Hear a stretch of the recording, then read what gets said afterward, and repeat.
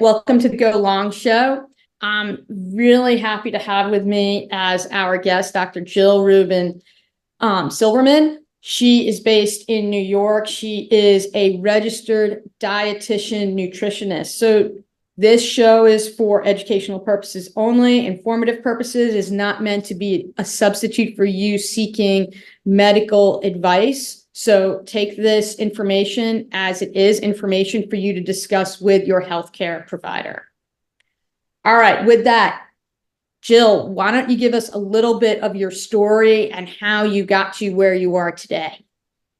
Okay, so I went to Binghamton University as an undergrad, as a bio major, not really knowing what I wanted to do with it. And one of the classes I took my junior year for my major was nutrition.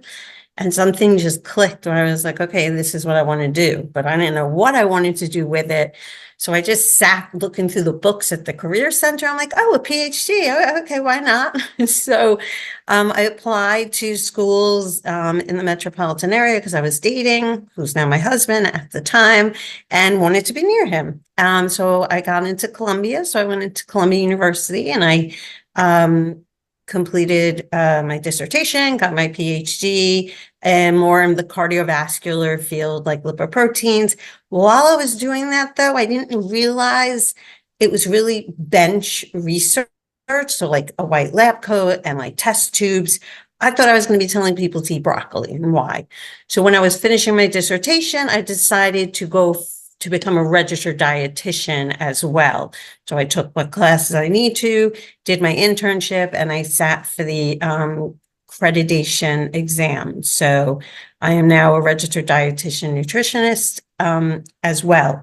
I currently have a private practice by referral, and I am an assistant professor at SUNY Farmingdale in the nutrition sciences department. Great. Just curious, what did you do your PhD dissertation on? It was lipoprotein little a, which no one really knew back then, but I have to say it is getting its moment to shine now. So it is like LDL, low density lipoprotein. It looks the same, except it has an extra little protein attached. And the size of that little protein is associated with a higher risk of coronary vascular disease. So we looked in different populations, so it's a lot of gene, working with the genotyping. Cool. Do doctors test for that now? Do they test for that protein? Is They that do. part of It's the regular? in the news, totally in the news right now. In fact, I mentor nutrition master's students who are writing their thesis, their master's thesis. And the person I just mentored, he was writing it on lipoprotein little a. So I was like, wow, the fact that he knew about it.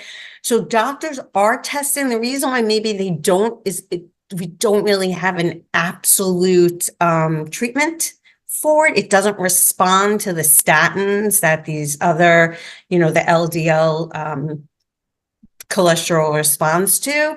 So it's not really as responsive. So maybe your doctor won't check, but it's, something I would ask for. I wanted to know my LPA, if they could also figure out the size of the protein that I had mentioned. That's also very helpful. Okay, that's great. Great advice.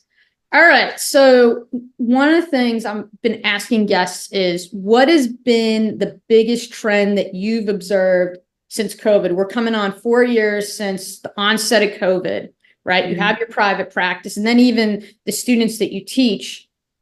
What are you seeing that's different that wasn't in place, say, 5 years ago? Yeah, I got really busy during COVID. I was getting a lot of calls. It was mostly for IBS, which is irritable bowel syndrome. And it does have a link in terms of stress and anxiety. So it isn't that surprising that there was this uptick. So what IBS is, it can be periods of constipation, periods of diarrhea, or it could be a mix between the two. It is associated, you can have a lot of pain, abdominal pain, bloating, flatulence. I have people who can't really leave the house because they don't know when they're going to have a bowel movement. So it can be a very debilitating GI issue. Thankfully, this is one I love to work with IBS because there is a proven diet that helps people. I've had so much success putting people on, it's called the FODMAPs diet. What it is you remove certain triggers for about 4 to 6 weeks. It's not permanent because people are like, I can't live forever without eating, a piece of cheese or apples. It's not permanent. It's just we remove the foods, let the GI tract simmer down, rest, and then we introduce them and see which are the trigger foods. And I've just seen such great stuff. I was working with a college junior. He was missing classes. He wasn't able to leave. He was having horrible pains. He had hemorrhoids at such a young age. And now he's with this diet, through this diet. So there is a link though with IBS and stress and anxiety. We do see it exacerbated the symptoms. And I'm telling you, I did see a much higher level weight gain through comfort eating. Comfort eating, I actually wrote a paper on this. There was an increase in comfort eating, or emotional eating of comfort foods. And emotional eating is eating for reasons other than physiological hunger. It's more of what we call the appetite. And, reaching for the salty chips, mac and cheese, chocolate, pizza. These are our comfort foods. So during this period of strife and, am I going to get sick? Are the people around me okay? What job security, money, this, that, people were really resorting to more of the comfort foods to help them through. So there was definitely a weight gain seen as well. Yeah, I mean, I heard like the quarantine 15 or gaining the COVID-19, people were throwing that around, and admittedly, we were doing a lot of comfort food eating because we were also trying to support the restaurants. And then I got on the scale around July 4th and I was like, oh, wait, no. And then I kind of locked things down in terms of, wine consumption and just all the things, because it was just, I was doing a lot of that emotional eating that you're talking about. And it was not good. I think many of us also, I don't know about it, you guys out there, but the people that still do sourdough starters, we did our sourdough starters. So we were eating sourdough and banana bread. I just know we were having banana bread and sourdough like all the time through COVID. Yeah, I was getting inspired by the Great British Bake Off show. And so yeah. So, okay, so that's really good. So that kind of goes into next topic. So even though it's February 7th when we're recording this, right? You have lots of people who either have a New Year's resolution that they're trying to stick to, or they've tried to start a New Year's resolution and they've already fallen off the wagon. And I wanted to talk a little bit about like some of the things that you see in your practice where someone's like, I'm going to go keto, I'm going to start intermittent fasting as a New Year's resolution. And, whether that works and how you work with clients for more sustainable change, if that makes sense.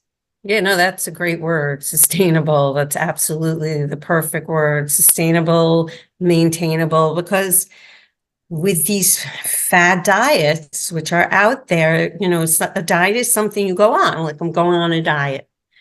But when you go on something, you go off something. So I really am more about making permanent lifestyle changes, something that you can implement into your everyday. And if that means going slowly, making a change every week, because with the New Year's resolution, it is like kind of pulling the tablecloth out from under, all of the set table. I like to take it slowly. Let's just remove a cup and a plate before we take off the whole tablecloth. So setting weekly goals, specific diets.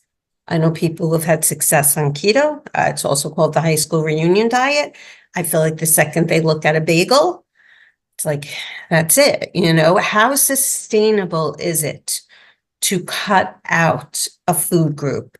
Anytime any of these diets promote cutting out a food group, I get a little skeptical. There are amazing benefits in these foods. You're cutting out a lot of fiber when you remove carbohydrates, because there's fiber in fruits and vegetables and beans and whole grains, all of these which have amazing health benefits. So I can't say I'm a fan of any of these fads. there is evidence base for their use for things like epilepsy. That's how keto was first found. For Oh, children wow. with Okay. epilepsy, it helped reduce their seizures, but then they were seeing there was weight loss. And that's how it took off as a weight loss diet. Evidence base behind it as a long-term weight loss, I haven't seen. I'm very evidence-based. It's that PhD in me. So intermittent fasting, which is another one people ask me about, that there's been fasting for thousands of years, cleansing rituals, religious reasons. That one does have some evidence behind it, but in this perimenopausal, menopausal state we're in with all these fluctuations and stress, intermittent fasting can introduce stress to us. Like, oh, I can't eat anymore. I'm hungry, but I can't.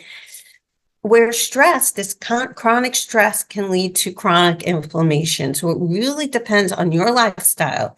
If this is something you could adapt, that does not add extra stress, which can add inflammation to the body. That's really what I focus on, is anti-inflammatory foods, because inflammation is the root cause of every chronic disease state. So a couple things here.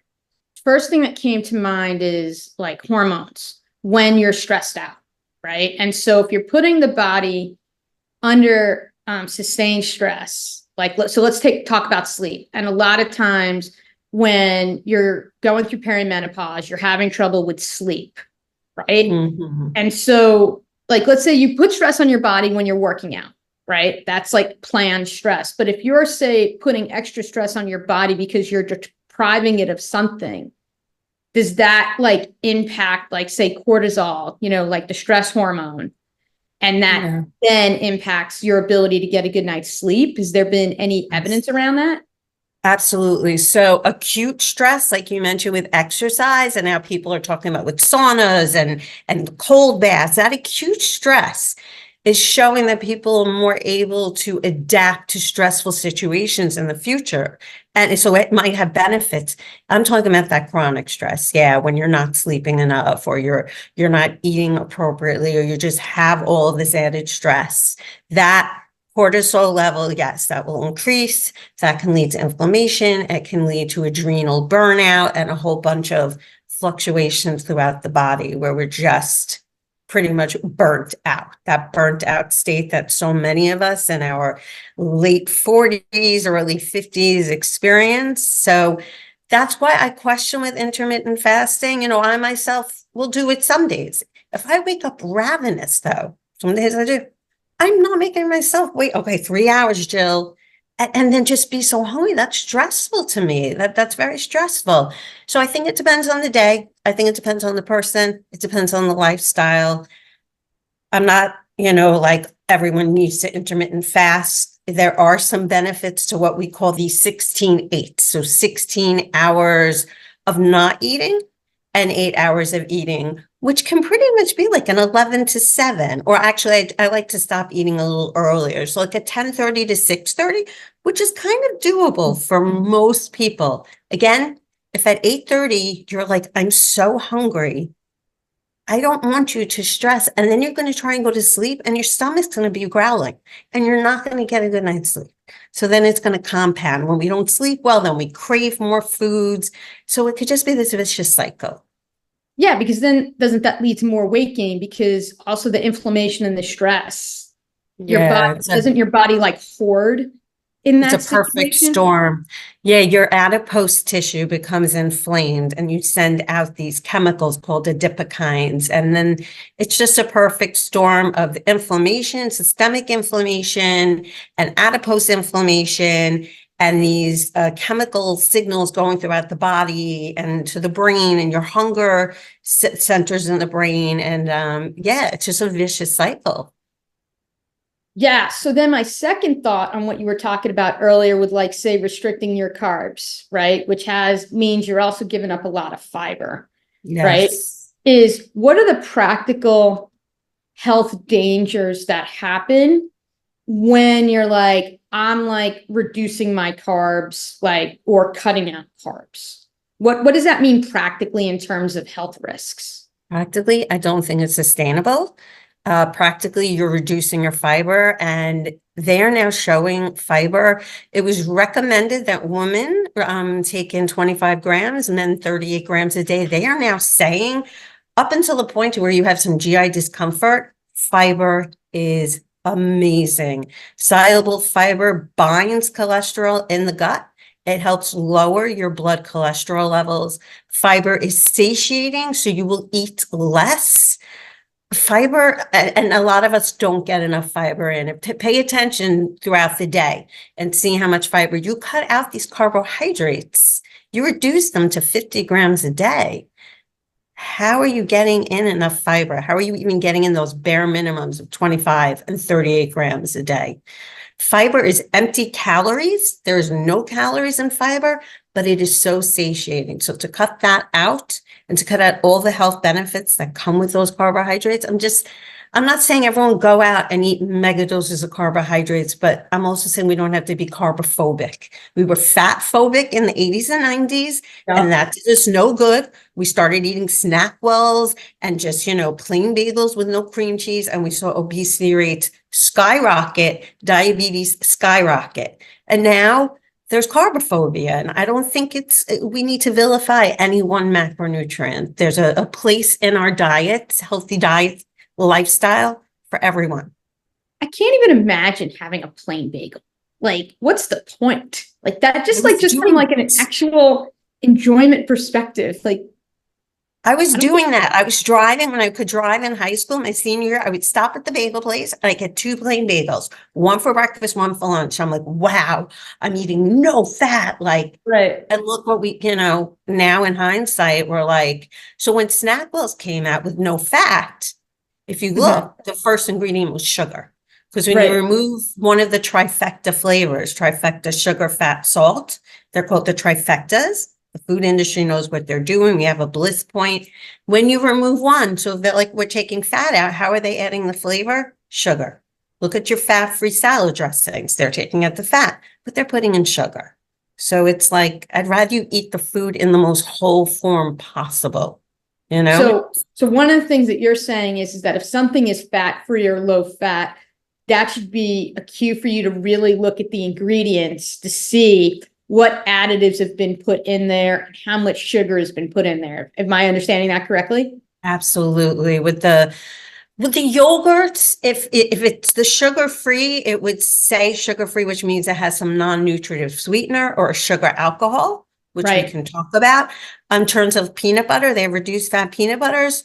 The fat does come down, the sugar goes up. Look at the back of those, yes. And every label, not just fat-free, sugar-free. I want you reading every label. I want you being able to recognize the words. I want you looking for the word hydrogenated, because that is hidden trans fat in your food. Even though the label says trans fat 0 grams, there can still be 0.5 gram of trans fat lurking. If you see the word hydrogenated on that ingredient, put it away. There is trans fat, and we know trans fats are just very bad. So one of the things that, like, we have a diet obsessed culture, right, here in the US and probably in most of Western society. Why do you think that people get hooked on diets? Particularly, there's this one diet that is very popular. I'm not going to name it. But I believe it's based on an existing food approach on the Mediterranean diet, it happens to be called, right? That is science-backed, right? Yeah. But now you have people who are marketing this along with their supplements. Why do you think that people, like when they come to you, buy into this packaged version of something that you don't need to necessarily buy, that you could just live? Absolutely. Absolutely. So the US News and World Reports, every year they come out with the top diets, and every year Mediterranean is on the top. It is on the top, and you can't argue with that. There is so much evidence-based research for this. There is the 5 zones, the blue zones around the world. 2 of them are right on the Mediterranean, and it's the diet that they follow, which is very high in vegetables, fruits, the extra virgin olive oil, the fish. They're limiting their sugars. They're limiting their processed oils. They have nuts. And you know what it is, Jill? It's also just they eat as a community. It's a social thing. It's not like at the desk when they're working. It's not in the car when they're driving the kids. They sit down. Their portion sizes are appropriate. They're not these huge, 30 cents more, get the mega version, which we have here, buy in bulk. Their approach to eating, their approach to food, most of their foods are made in their homes with real ingredients. They don't have these ultra processed foods that we are just inundated with here. Their approach to eating in all aspects, the ingredients they put in, how they share it, how they eat, they're active, they're able to reduce their stress, that whole area, those blue zones where people live to 100, more prevalent than anywhere else in the world. A lot of it has to do with their diet and their approach to food. Absolutely.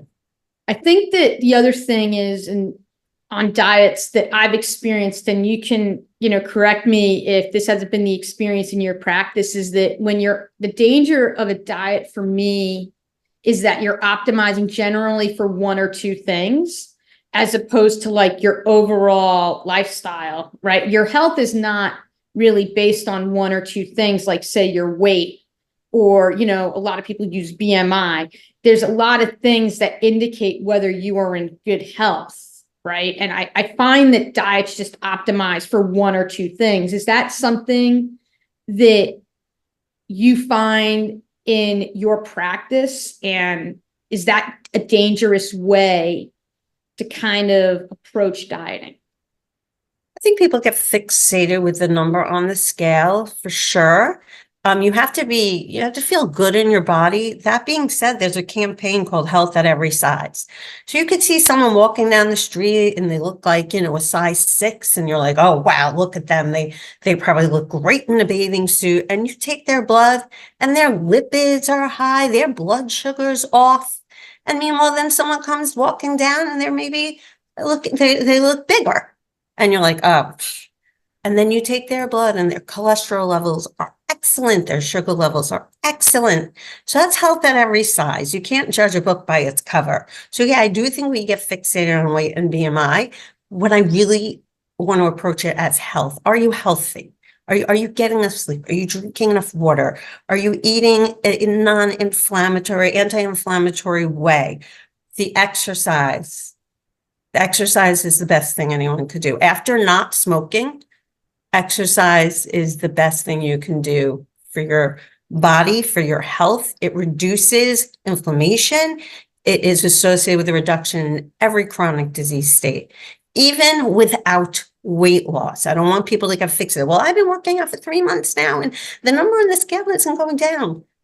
Doesn't matter. You're doing amazing things for your body. Do not stop. And if you don't exercise, it doesn't mean, okay, I have to join the gym and go 5 days a week. Start small, like after breakfast, just start with walking around the corner, walking around the block. And then the next week, do it 2 times, and then just keep building on until it becomes a habit. That's what's necessary. It has to become a habit that we can sustain. When you talk about the number on the scale and it's not moving, but the thing is that there can be things that are moving, like your body composition can change, right? So the thing is that I had a baseline body comp scan done last year. And then 3 months later, my weight changed by 2 pounds, but my fat and muscle mass changed for the better in both directions, right? Yep. Like I put on 4% more muscle mass in that time, and I decreased the fat. So I think that that's another thing where it's like, it's a number, but it's not a number that's necessarily telling you the whole story. Right. Absolutely. But then there's also like, how do you feel? Going back to your earlier point of like, do you feel energetic? Do you feel well rested when you wake up in the morning? And all of those factors. Right. Like The Rock, if like I got, a new patient coming in, Dwayne Johnson, I looked at his file, I'm like, wow, his BMI is like 31. Right. And that BMI would put him in a range that he would be diagnosed with obesity. I say diagnosed because it is a disease.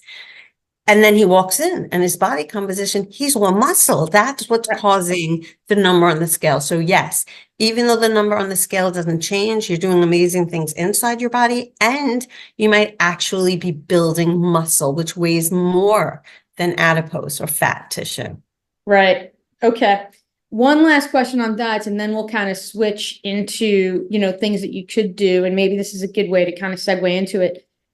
When you're working with a patient, how do you kind of coach them out of diet mindset into something sustainable? Like, do you have like a thought process? And I mean, obviously everybody is different in how they're motivated, but I'm guessing you have a general rubric around getting people off of the diet treadmill, for lack of a better way of putting it, and onto something where it's more of they can just go walking without being on a treadmill. Absolutely. I mean, the first thing I ask is, I get a background. They're like, well, I tried this diet. I tried this diet. I'm like, how did it work for you? Oh, I lost the weight, but then I put it back on. Actually, I put on like 5 extra pounds because that's what we find. We find this yo-yo dieting where you lose the weight, you put it back, this. Actually, that yo-yo dieting, they find is really more dangerous than never having lost the weight at all, that yo-yo dieting. So so how did those diets work for you? Well, yeah, I lost the weight, I gained it back. I'm like, okay, so what do you think? Do you think the diets are working for you then? And then they get to the point in their own head where they're like, no, I haven't sustained weight loss for 5 years now, going on all these diets. I'm like, so what do you think about taking a different approach? And so once they see that what they were doing wasn't working, let's approach it differently, right? Like, I'm not going to put you on another diet per se and restrict what you're eating. I'm a big fan of intuitive eating. It's a 10 principle approach, a non-diet approach to eating, which is it just makes a lot of sense. It's, reject the diet mentality is the number one principle, because like diets don't work. 90% of people who lose weight on a diet will gain it back, if not more. It's just facts. I'm not making that up. And that could be frustrating. Let me just ask you one question, because you talked about the yo-yo dieting and the dangers of that. So why is that worse from you from like a body, like an overall health perspective? Like, what are the actual practical implications of yo-yo dieting? It increases cardiovascular risk in women by a pretty considerable amount. That I know. I remember reading this paper, because with the yo-yo dieting, just think of dieting like you go on the diet and you're like all ready and you get all the new foods and you're so excited, and you have like maybe the first 3 days, 4 days, 5 days, you're doing great, which is also, I don't like to term when we're eating good or great or bad, because then we're bad. When we eat bad, we're bad. We did bad. Right. So they're doing, following the diet for the 5 days. And then they're like, oh, I just want this piece of chocolate. And like, oh, right, if I already had that piece of chocolate, I might as well have 2 or 3 or 4. And then it just snowballs. And then there's guilt and shame. So it's a vicious cycle. And this yo-yo dieting, also what they find is you lose the weight and then it comes back up. And sometimes you're going to get even a higher weight because you've dropped your overall metabolic weight. Your metabolic rate, like a car. If you're driving this big car, you need a lot more gas. If you go to a smaller car, you need less gas. The thing is, when the weight comes back on, you don't need as much gas to fuel that bigger car. So your metabolic rate goes down. So you're not burning as many calories as you were. So this is the problem. This is why people tend to lose the weight, gain it back, and then gain it even more. So that's the vicious cycle. And as I said, there is an association between that and increased risk of cardiovascular disease among women. That was the study I remember seeing. Do men have to worry about that as well? As like, have you seen anything? I know that most studies are done on men as opposed to women, but is it something that's specific to women, or do you see that also with men as well in terms of some of the research you've seen? The study that I read was on women, so I would have to do research to see about men, but the one study that I read, it did focus on women. And I think older women, like perimenopause or postmenopausal, actually. So it's applicable. All right, sorry to have interrupted the going through the 10 principles, but I just wanted to make sure that the yo-yo dieting, like that people understand, because I think a lot of people go through it, what the practical implications of that. Yeah, so continuing on the 10 principles. Sure. So the second and the fifth one, I believe. So this is honor your hunger, respect your hunger and honor your fullness. So that's paying attention to your internal cues, not external, like, oh, it's 12 o'clock, now I can eat, or, oh, there's food, I'm going to eat that, or there's still food on my plate, I'm going to eat that. So it's paying attention internally, not externally to anything like, oh, I'm hungry, my stomach is growling, I'm feeling a little weak, I'm getting a headache. We don't want it to get too far to a point because then we're not making the best health choices, okay? So if you picture this hunger fullness scale from 1 to 10, you want to eat in the 3.5 to like 6.5 range. Anything below 3.5, you're overly hungry and you're just grabbing anything. You're not going to take the time to make that anti-inflammatory Mediterranean-based meal. Anything above a 6.5, 7, you're uncomfortably full. You're not respecting your fullness. You're not paying attention internally. That's what intuitive eating is. It's becoming mindful. So if we pay attention to those two principles, there's the satisfaction factor. You want to eat a donut? Eat the donut. You have to give yourself permission. You have to you have to take the power away from the food. Okay. The donut does not have the power you do. You have the power to decide you're going to eat your donut. You're going to enjoy your donut. There's always going to be donuts. If you choose to want a donut, it's always going to be there. The number on the scale is not the end all be all. And just remember that it's a process, it's a process. You're going to have days that are more difficult than others. But as long as you come back to these principles and embrace the principles, exercise not to be punitive, like, oh, I ate so much today, now I have to go burn 400 calories on the treadmill. No, make it enjoyable. What do you like to do? Do you want to hike? You like swimming? What do you enjoy doing that is sustainable? So those are some very good principles. This was developed by 2 dietitians, and I find it very helpful for me. It's just a very mindful way of eating where you pay attention internally and you're not affected externally, because the copious amounts of food that we are given, like pasta when we're eating in a restaurant, is 5 servings. So it's like, oh, this is how much pasta they gave me. I guess that's how much I should eat, even though I'm full after eating half the plate. So we have to pay attention in here. Super important. So we'll link to these 10 principles in the show notes so that people can look at them. So just for everyone who's watching. Absolutely. Okay, so that's really good. So what's interesting is that, you're talking about the hunger scale, and I kind of, with my strength training, my coach has me doing something called RPE, which is a rate of perceived exertion. And that helps me monitor on my own how hard I'm pushing myself. So it's a similar tool in the sense that it teaches you to figure out how hard you're going. And on some days you're going to feel more hungry. And there's some days where I feel stronger to push myself in the gym versus other days where I'm kind of like, I'm just here to get through the workout and that's all I can do today. So I think that those tools are really good to help people kind of have some kind of objective measure to kind of gauge what they're doing. So that's great. Thanks for sharing that. Now, we also, when we were prepping for this call, we talked about some stats around obesity and overweight and percentage of the population. And you introduced a term to me that I had never heard before called obesogenic environment. So, and how mindful eating fits into that. So maybe you could talk a little bit about some statistics, right, in terms of the US, as well as kind of just how that relates to obesity and being overweight. Yeah. So we have an obesity epidemic in this country. Obesity in of itself, 42.6% of adults have obesity. Okay, so that's 4 out of every 10.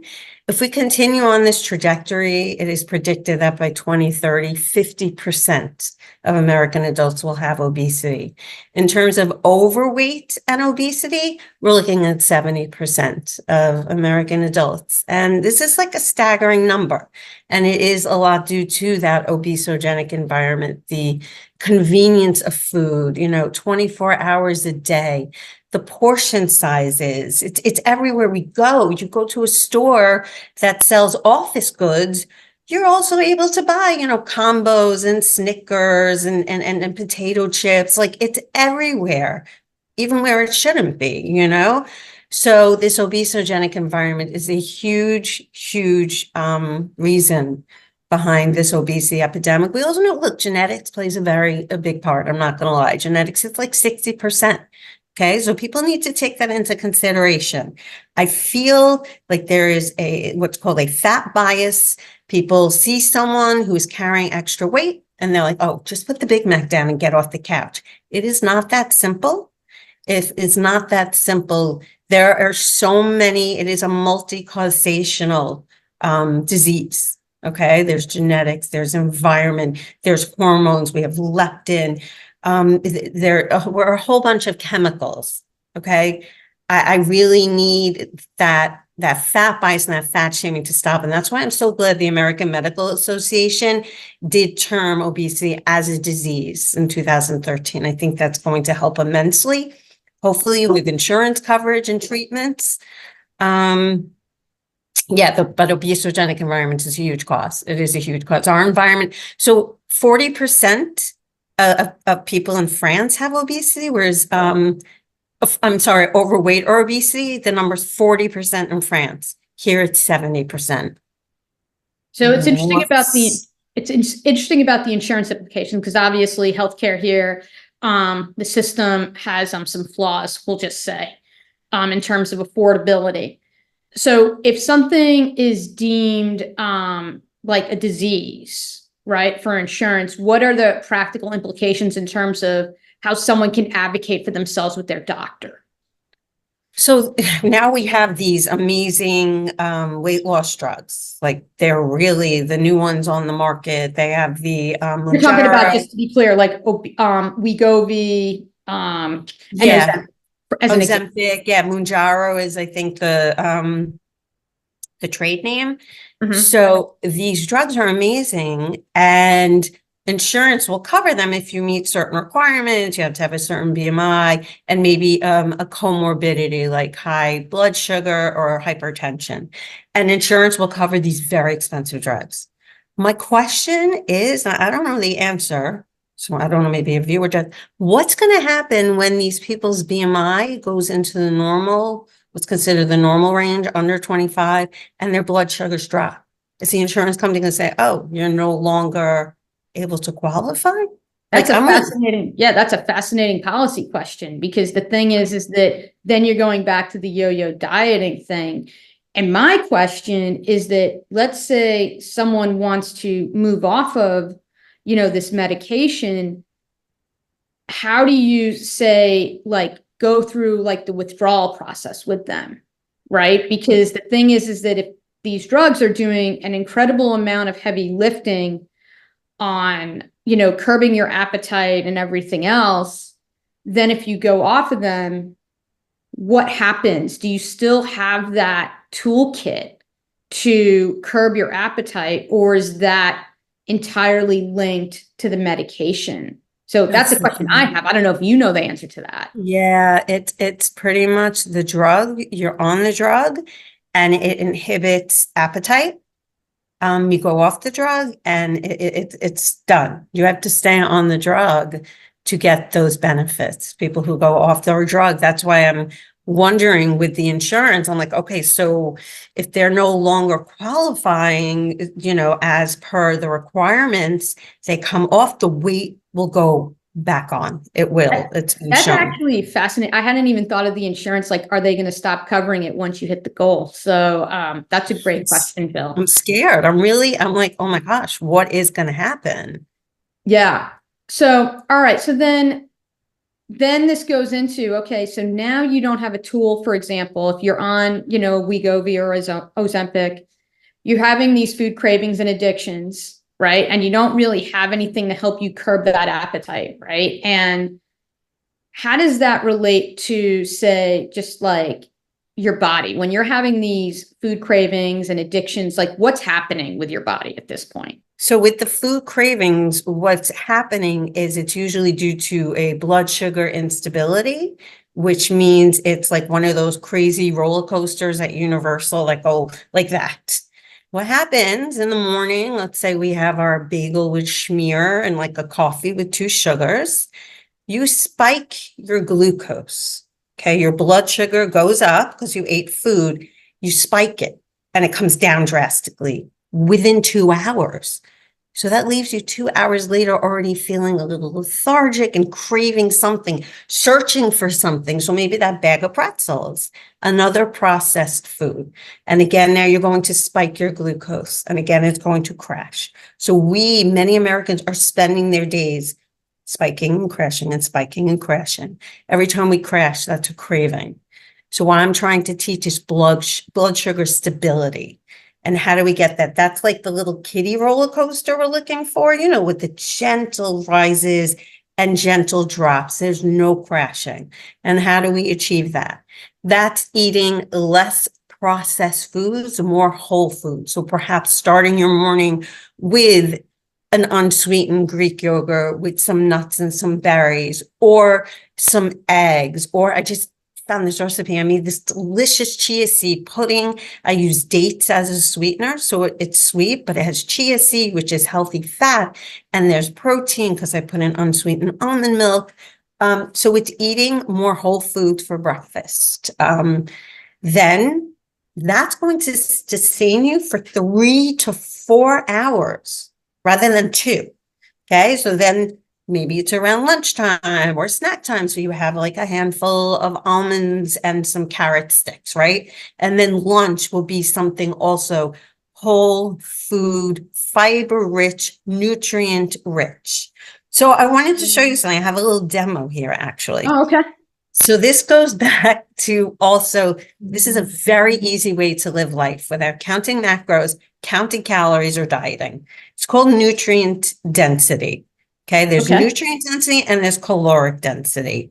Okay, so I'm going to show you 3 bags. These are 3 snack options that you can have. Okay, here are your potato chips. Pretend this is your stomach. A lot of this is air.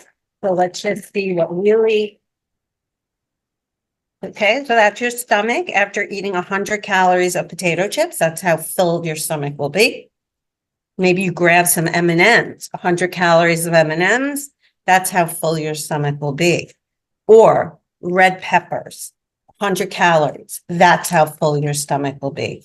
Tons of water, tons of fiber, so much more satiating than these. 1 hour later, you're going for something else. This, maybe with a little hummus, a little guacamole, that's sustainable and it's nutrient dense. Calorically dense, nutrient dense. That's what I want you guys to focus on. That's it. You do that, you're not counting calories or macros at all. That's a fascinating visual. I hope the potato chips are okay. They looked like they were harmed during the filming of this show.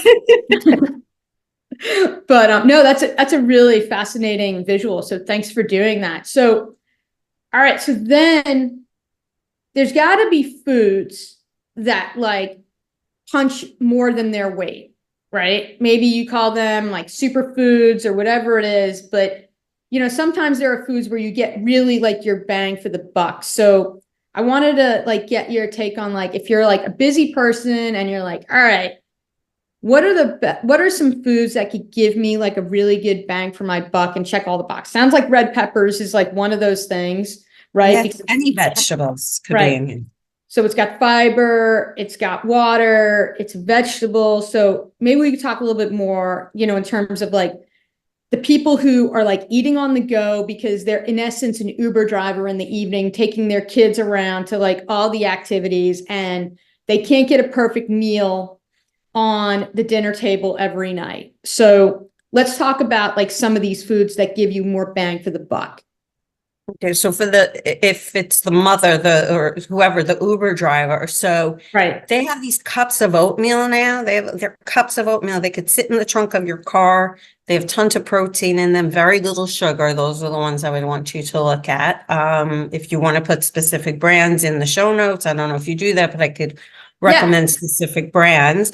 And all you need is some hot water. So you could just go run into a Starbucks or a Dunkin' Donuts, or even just have a little thermos with you of hot water, put that in, steep it for 3 minutes. You've got an amazing nutrient dense, it's got fiber, it's got protein, it will keep you satiated. I'm always a big fan of the nuts, unsalted if you can, maybe some dried fruit in there without the added sugar. Please look at that dried fruit, like cranberries.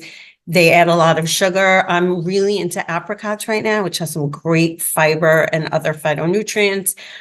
Just make sure they're just dried apricots. You don't need any sulfur dioxide or sugar added. They're great alone. So have a little Ziploc bag with, a little Ziploc bag of those. Some of the bars out now are great as long as they're not loaded with sugar and processed. Look for something with 5 ingredients. 5 ingredients or less, that's the bar you want to go for. These are all things that are very portable, as well as the little hummus cups, the little guacamole cups. Always a piece of fruit. You can have a banana in the car, a cheese stick. If you can, pack a little bit of turkey or some grilled chicken in a little Ziploc bag or tin foil until you're able to eat it. If you're out and about, soups are always great, non-cream based soups. So like a vegetable based soup, a minestrone, a vegetable, split pea, lentil. So satiating because of the water and fiber. Seriously, if we all start our meals with a water-based soup, you're going to be so full, you're not going to be able to eat anything else. So question about like the canned soup. So let's say I put a canned soup into like, a thermos, something like this, right? Mhm. Like one of the things I always wonder about is sodium, right? And how that figures in. Is that something that people need to be concerned about? Or are you talking about like making a homemade soup? Preferably, but yeah, no. Right. Like, I'm not making the homemade soup, but I'm Right. also not eating the can. So I think Pacific had their little carton soups. They're thin. They're not as robust, but there are other soups out there that you can get in the refrigerator section in the, like those plastic containers that are homemade. They're made there. They're not canned. I agree. The canned foods are packing a ton of sodium. At our age, they're recommending we don't get above 1,500 milligrams. One can, which is 2 servings, you're out. You're done for the day. Right. So unless it's a low sodium soup, which still could be pretty high, yeah, I'd prefer, they have them in the freezer sections now. It's not too hard to get, but yes, please look at the sodium. Absolutely, with any canned foods. If you're using beans, rinse them off or get the no sodium beans. Some of the hard-boiled eggs, I've been walking around with hard-boiled eggs lately. That's what's been doing it for me, hard-boiled eggs and a banana. Right. I mean, so there are things that we can do. I understand. I'm Ubering constantly, and I'm hungry. And I'm Yeah, not I mean, doing a drive through McDonald's. you have 3 kids, right? You're a mom of 3 kids. We didn't cover that in the bio. So I mean, that's obviously a big part of your life, and making sure that they're getting to all of their things and you're supporting them in addition to your 2 day jobs of teaching and having your private practice. So I want to talk to you about like health halos, right? And organic, and like some of the myths around that. And I know you have a myth that you want to like get off your chest as well and like educate people on. But let's first talk about like these health halos, right? And the organic marketing. Yes. I think it's so important that we're informed consumers, because we're our best advocate. The food industry wants to sell, and they're going to do anything to sell. They're going to put the perfect combination of fat and sugar and salt that actually hooks us. Like, it lights up the dopamine in our brain, the same area like cocaine, and we get addicted. And that's where like food addiction and cravings come in, which is probably a whole nother talk. So health halo. What a health halo is when a food is deemed good or angelic, but it's really not. 3 examples: yogurt, granola, and oatmeal. Those yogurts, oh, it's yogurt. Isn't that good for me? Check out the sugar content. Some of them have 25 grams of sugar. It's recommended that females and children get no more than 24 grams a day. So just by that one yogurt, we're done. Right. Okay. So men, it's 9 teaspoons. That's 36, 9 times 4. Men it's 36. That's not a lot. And that one yogurt can do it. The granolas can pack a lot of sugar. Please look on the back of the package. I like rule of 5 again, like 5 ingredients, 5 grams of fiber or as close to it, 5 grams of protein, great, and no more than 5 grams of sugar. Do the 3 5s, okay? And also be able to recognize your ingredients. The same thing with oatmeal. Some of the common oatmeals out there, the flavored oatmeals, maple, brown sugar, they have like 12 to 14. And bars, oh gosh, I don't want to drop names, but there's a fruit-filled bar that has, my kids are always asking for because it's 14 grams of sugar in that one bar. And that's not Right. going to fill them up, and it's going to spike their blood sugar. So those health halos are things that we associate with, oh, granola is so healthy. And then another thing we associate with healthy is organic. Yeah, organic has a health halo. Go buy some organic cookies. Oh, but they're organic. They have the same amount of sugar. They're the same processed as the non-organic. It's just But there's the no wheat is wrong. but there's no certification process with something that is organic or not, right? That's the thing There's also, is that there's nothing There is a there. certification to bear that seal, that organic seal. Oh, They okay. do have to go, yes. So that does mean their products were grown organically, like the wheat and the sugar and, you know, the hydrogenated oils, if that's what's in it, or the seed oils were grown in an organic manner. They weren't sprayed with these chemically pesticides. That is true. But you're still they're still completely processed. Your body doesn't know how to metabolize this. You're going to spike that glucose because you're putting ingredients in forms that your body's like, I don't know what to do with this. That's why your body wants the whole foods. It knows what to do. I'm sure people have heard this. If your great-grandmother, great-great-grandmother came back and looked at what you were eating, would they recognize it? If the answer is no, like a Twinkie, then it's not something we want to be eating. We want to eat foods in their most natural form possible. Health halo, beware. Okay, that's really good to know. So then, you talk about your biggest myth that you want to debunk. Let's talk about that. I think for women of our age, this target audience, it would be soy. Soy has gotten a really bad rap. The studies that were done were really not well done studies. These studies that said soy is bad. Soy is linked to breast cancer, right? This was like a big fear, people avoiding soy, even though soy has been shown to help with hot flashes and maybe other symptoms of menopause. It's an excellent source of vegetarian protein. And it could be a really delicious alternative if you are vegetarian, implementing this into your diet. Again, the studies that were done, maybe they were done in animals. I'm sorry, but you can't extrapolate what's done in an animal to a human, or they were just very not well performed studies. The newer studies, the things called meta-analysis and systematic reviews, which look at tons of studies and pull all that data together, show the benefits of soy. I want to just point out it's soy in its whole food form, okay? Because some of those studies weren't just looking at the tofu or the edamame, the soybean. They were looking at something called soy isoflavones.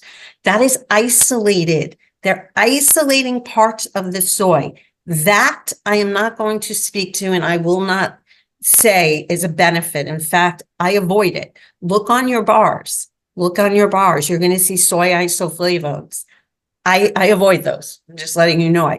No, soy in its whole form. Get yourself a block of tofu. It takes on any flavor that you cook it in. Put it in the air fryer with a little bit of marinade or those coconut aminos that are out. Delicious. Soybeans, edamame for the kids when they come home. It's so much fun. You put a bowl. It's like an 80-calorie snack filled with protein. And it's so much fun how they like string them out, the little pot, from the pot. Yeah. That's what I want you to focus on. Soy milk, unsweetened, preferably. Okay. That is the soy. The whole soy has amazing health benefits. Even so, they have studies in females pre-menarche. That means they have not yet had their first period, who have eaten a lot of soy, so this is in Asian countries, it actually has a preventative effect for breast cancer in the future. It lowers their risk of breast cancer, being exposed to soy before their first period. So please don't be afraid of soy. Please go onto PubMed or Google Scholar and read, because it really is a wonderful food in its whole form, not as Maybe, processed. yeah, maybe you could send a study that like, an I easy will. to digest study that would be really helpful. I So, will. okay, that's really great. And then, I hear a lot about, particularly with my weightlifting coach, right? Like the importance of protein consumption and drinking enough water. So, I mean, I have this with me like everywhere I go, and I actually do drink from it, right? I don't just bring it around as an accessory. But what are your thoughts in terms of like how people should be consuming protein? And we have some people here who are vegetarian or vegan that are listening to this as well. Like I eat meat, right? I eat all of it, but I realize there's a lot of people who don't eat as much meat as I do, or they don't eat meat at all. Yes. Protein is so super important at our age. When we hit around 50, there's something called sarcopenia. It's atrophy of aging, where our muscles start to deteriorate no matter what we do. Lifting weights, it's just another lovely thing that comes with age. So protein is super important, especially if you are lifting weights, even more so because you're breaking down protein. There should be some protein at every single meal. So breakfast, lunch, dinner, your snacks.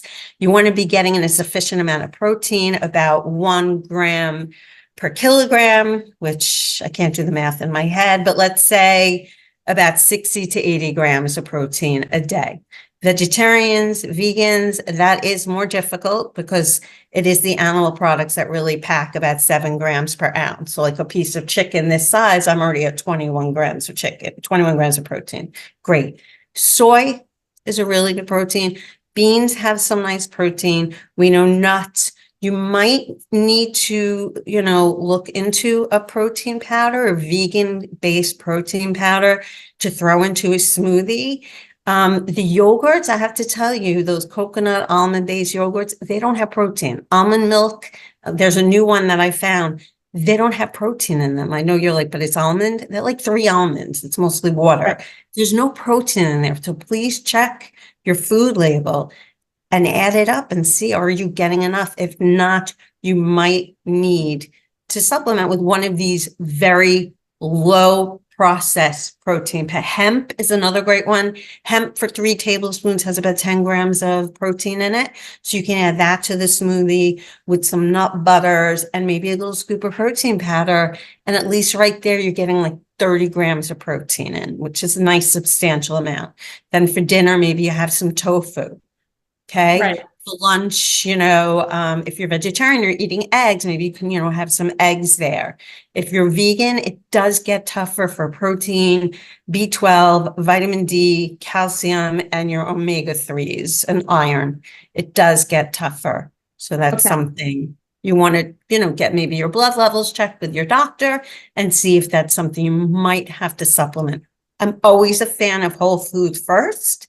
Get it from your foods. But of course, if we're deficient, we might need to supplement with quality supplements. So actually, this is a good point to insert a question that came in from a subscriber. If I'm going to the doctor, right, and I'm going in for my annual, what are the types of tests that you, like if I'm a patient of yours and I'm going in for my checkup, what tests should I be asking for my doctor to order so that you can take a look at them to see if I'm getting the right amount of like natural supplementation, I'll call it, like natural food source for vitamins and minerals? Yes. So a bone scan with the DEXA would be important at our age. Unfortunately, insurance doesn't always cover it, or it depends on your age, or get your vitamin D levels checked, which again, unless you have a history of osteoporosis, I know I got slapped with a $250 charge because the doctor took my vitamin D. So just I just want to put that out there. But vitamin D and calcium are definitely important at this age because of, the bones, no matter what we do, by the time we hit about 20, 25, we have reached peak bone mass. So that's why get your kids, make sure they're getting enough of the calcium, vitamin D, weight-bearing exercise. Get them as high as possible because by the time they're 20, 25, no matter what we do, it starts decreasing. Okay. So osteoporosis can become a risk. So we want to check vitamin D. We want to check calcium. I always like the thyroid to be checked, making sure, the thyroid is up to function. That's your metabolic rates. You can see you get a little sluggish. Some people can get hypothyroid. So those are usually that, and iron. I want to see iron levels. I also look at lipids because that's, with heart, the blood pressure and blood sugar, which are pretty much, these are standard things the doctor does. With the blood glucose, you want to make sure you get the HbA1c. That's the glycosylated hemoglobin, which gives us a better idea of your blood sugar stability over like a 3 to 4 month range. So those are the things I, as a dietitian, look at. Those are relevant to my field. Okay, that's great. I think that's really helpful for a lot of the people who are watching and listening. So then, next question I want to talk about is disordered eating versus eating disorders. So they're the same words, but they're two very different things. So eating disorders versus disordered eating. What are your thoughts on how you treat those, particularly with women in this perimenopausal state, postmenopausal state? Like, how do you work with that? So eating disorders are diagnosable conditions by the DSM-5. They're characteristics that you check off, and if you have them, like for anorexia nervosa, an eating disorder, it would be a BMI like less than 17.5 and, other things. The most common one we would see at this age would probably be like a binge eating disorder at our age. But then in terms of disordered eating, that's pretty much what it sounds like. It's eating without almost any rhyme or reason, eating what's there, not taking thought into what we're eating. Maybe not eating all throughout the day and then having all our calories at night, like, oh, I'm not eating, but then you're ravenous at night. So eating then, it's just not having, your body likes consistency. Once your blood sugars to be stable, your body likes consistency. It likes what's called the groundhog diet. We just had Groundhog Day. It likes a groundhog diet. It really does like to know what's coming in. So it's really happy when you have that, low sugar oatmeal in the morning with a little bit of no sugar, unsweetened yogurt and raspberries. It's thrilled you're giving it all that protein, calcium, fiber, whole grain richness. Great. And it loves that handful of nuts in the afternoon. And then lunch, it knows it's getting that delicious arugula salad with grilled chicken and some other wonderful phytonutrient-rich vegetables. And dinner, give me some omega-3s. I'm getting that salmon or a nice piece of fish or maybe some tofu. Awesome. That's what your body wants. It wants stability. So when you have disordered eating, it makes the body hold on to weight because it doesn't know where the next meal is coming from because there is no regularity. Okay. If you're not eating all day and then you eat at night, the body, look, we're Paleolithic ancestors. We're still wired like that. When's our next meal coming? When is the next antelope prancing across the field? I don't know. So our bodies hold on to all those calories. It's called the thrifty gene because they don't want us, it's feast or famine. Our brains are still wired like that. I don't eat for 10 hours straight. And then I have this big meal. Oh my goodness, I'm holding on to all of these calories. So disordered eating can lead to that weight gain. Think of a Groundhog Day diet. That's what our body really likes. Okay. All right. And then a final question, which is kind of a big one around supplements, right? Okay. And so there's supplements that are just marketed to people. You see it on social media, right? And then there are diets that say like, oh, be on this diet and also have my supplements. So when someone comes to you and they're talking about supplements, right? Because obviously you're trying to get vitamin D and calcium naturally, but I live in Seattle where this time of year, vitamin D is a bit scarce. So my doctor has me on a vitamin D supplement that I checked out on Consumer Lab to make sure it actually says, that it actually has what it says. But Yeah. when you're dealing with, someone who's coming in, it's like, oh, I'm on this diet and the diet's great, and I'm also taking these supplements. Like, walk me through kind of how you're breaking that down and identifying what the supplement is doing and how useful it is to the person for their goals. Well, I love the vitamin D, and if I might reiterate, in the north of the United States, I think it's above the 37-degree latitude. Mhm. At this time of year, between October and March, October and April, we're tilted so far from the sun, because the sun, we make vitamin D in our skin from the sun. We're too far to make efficient vitamin D. So yes, I think it is very important that people do know their vitamin Ds, get their vitamin D checked, maybe supplement with a quality vitamin D, because vitamin D is super important. It's not just a vitamin, they call it a hormone, because of all that it does. It's been associated with multiple sclerosis and depression and so many things. So please know your vitamin D levels. In terms of supplements, the only supplements I will buy are ones that have a specific seal, because that means they're third-party tested, because the supplement industry is not regulated. It's not regulated by the FDA. So anyone could slap a label on and say, this is what's in, pay me $36. I want to know what you say is in there is really in there. So I want it third party tested, someone who's completely independent, who has no bias. Usually you would see a seal, it would say GMP, it stands for Good Manufacturing Procedures or Processes. NSF, National Sanitation Federation or Foundation. Hopefully you could put these in your notes. And another one is the UMP, that's the pharmacopoeia, the pharmacists stand behind. You can also go on to Consumer Labs, Yep. or you can just, you can do some research, and please make sure that your supplement is third party tested, because you want to make sure what you're spending money on is really in there and not just like sawdust, you know?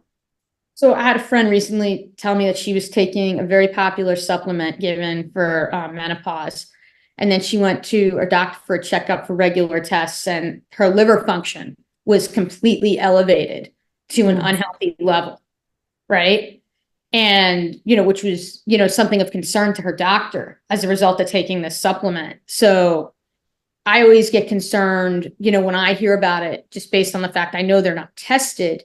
But for you, when you see a diet, someone coming in and they're like, I'm on, XYZ diet, and they're having me buy supplements, like what goes through your head in terms of like trying to